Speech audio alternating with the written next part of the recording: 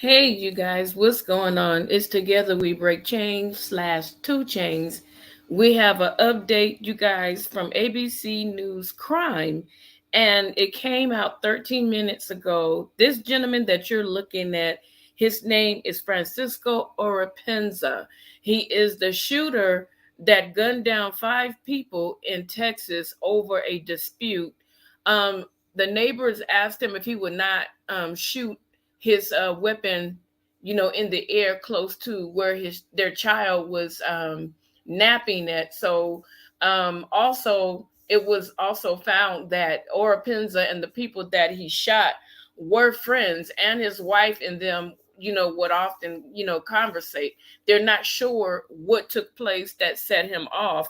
So they said man believed to be suspect accused of gunning down five taken into custody, and that's what the DA said. It's not a very long story, you guys, but it should be good news to the family. They don't have to worry about being in fear any longer because they didn't know where he was for the longest or if he was going to come back and retaliate. So this is good news.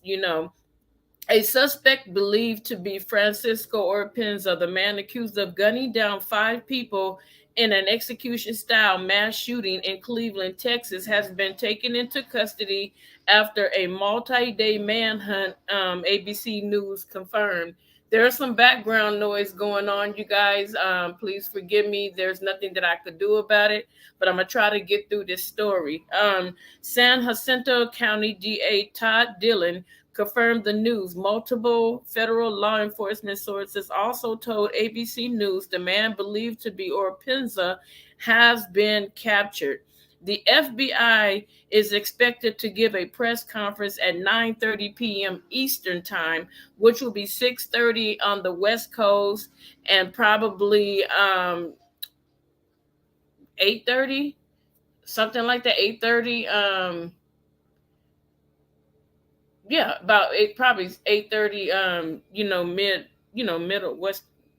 I don't know, Chicago time. Hell, sorry. The massacre unfolded Friday night after neighbors asked Orpenza, 38, to stop shooting his AR-15 in his yard because a newborn was trying to sleep, authorities said. Orpenza then allegedly stormed the neighbor's home, terminating five of the 10 people inside, including a young boy, authorities said. Two of the women terminated were found in a bedroom lying on top of two surviving children, authorities said. And you know what? When I looked at the news clipping for this, it was so disheartening because the actual sheriff was in tears. He was crying because this was a senseless shooting, you guys. We still don't know until he says why he flipped out. Nobody knows why this man flipped out but him. So the only thing that we can go by is we could just wait until the story comes out, wait until his confession comes out as to why he flipped out. Okay. So I just wanted to bring this information to you guys just in case people were wondering if this guy was still on the loose. No, he is not still on the loose. As of today, he has been caught. And whatever they're going to do, we have to sit back, wait and see what the punishment will be. I'm not 100% sure. I think they said something to the fact that he might have come back and forth into the country illegally as well. So we need to do a better job in America in vetting people and making sure that people understand that if you commit a crime, you're going to do the time that's supposed to be done. I don't have a say so in what type of crime, what type of punishment, because I don't have that kind of authority, nor do I have that kind of power. However, there should be a really harsh punishment. I don't think that he should be able to get out of jail, go back and be deported. And that's the problem, because they go to jail for a minute and then they get deported, and then they turn back and come back into the country and they live amongst us. Some don't commit another crime, but some will be repeated offenders. So I'm not speaking to all people that are illegal, because you have some really really well-mannered illegal immigrants that are here, that are following the rules, that are doing everything that they're supposed to do in order to stay under the radar and not to cause trouble, but I'm talking about the ones that are here that are just troublemakers. They don't care. They have no respect. They don't have no respect for authority. They don't have respect for human race. Okay. Those are the individuals that I am referring to.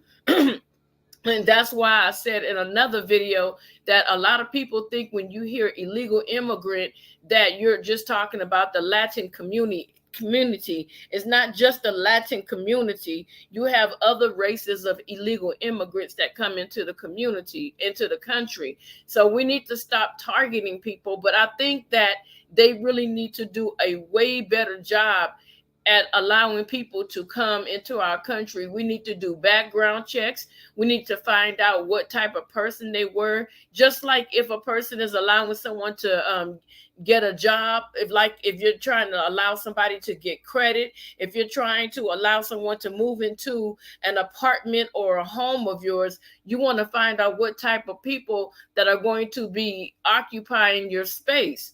And I think that's what should really happen here, is that they need to revamp this whole situation, and I'm not trying to be mean and hateful and evil, but it really needs to be done. It really needs to be done because it's so many, we have American people that commit crimes, but there are a lot of people that are illegal immigrants that commit crimes, and they have what they call dual citizenship. So once they commit a crime, they can run back to their country where they were born. I told a story about when I worked for a transportation company, and this guy said that he ran this guy over, went back to his country for a while until everything, blew over. But then, the sad part about it is that family never received the justice, and this person will probably do it again, and I think it's sad because they think it's funny when they make comments like that, like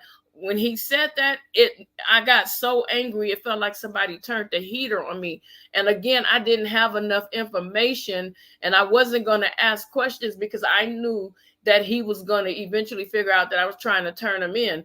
But he did not give very much information about it. And as time went on, he would give little bits and pieces. I kept notes, but it was never enough information for me to go to the police and say, hey, this happened here. And I don't even know what state it was in when it happened. You know what I'm saying? He could have just been talking trash or whatever. But the point is, I didn't have enough information to go to the authorities and make that, that call. Because I don't think that anybody should have a right to mow somebody down and keep going. It's like, when I used to live in another city in California, it was real crazy because this guy, he was walking across the street, had the right of way, and the person hit him and kept going. And the crazy part is they found him down at the border by Tijuana. He was just about to cross the border, until the people at the border looked at his car, and they were like, this look not dripping, but they could tell it was fresh blood. And they were like, hold on a second. And the guy was like, okay. So they were acting like it was a holdup, verifying his information. Come to find out, they had already put out the information about the car because someone had seen the car, the license plate, the driver. Cameras are everywhere. So if you think you're going to commit a crime and get away with it, it's not going to happen today. There are people with Ring cameras and, house cameras. They got cameras everywhere. And so if you think you're going to do something to someone and drive off and you're not going to be caught, you're sadly mistaken. There's always someone lurking in the dark looking, and they can give a very good, clear description. You get what I'm saying? So again, I don't know why this guy flipped out. Nobody knows but him. Maybe he was already angry about something and he lost his cool and went too far, and too far, he couldn't come back from it. So I don't know. We're going to all sit here and we're all going to listen to the outcome of this story as time goes on and as, they give us his information. But I really pray that he does not get out and end up, getting a free pass to go back, being deported, because it's not going to do anything for the family, because he will come back, and he will probably come back with a different name. That's what they do. They come back with a different name. Out here in California, you can go down to Alvarado Street or Alvarado Park and down and like by downtown Los Angeles, and you can purchase yourself a whole brand new identity with an ID, social security number, birth certificate.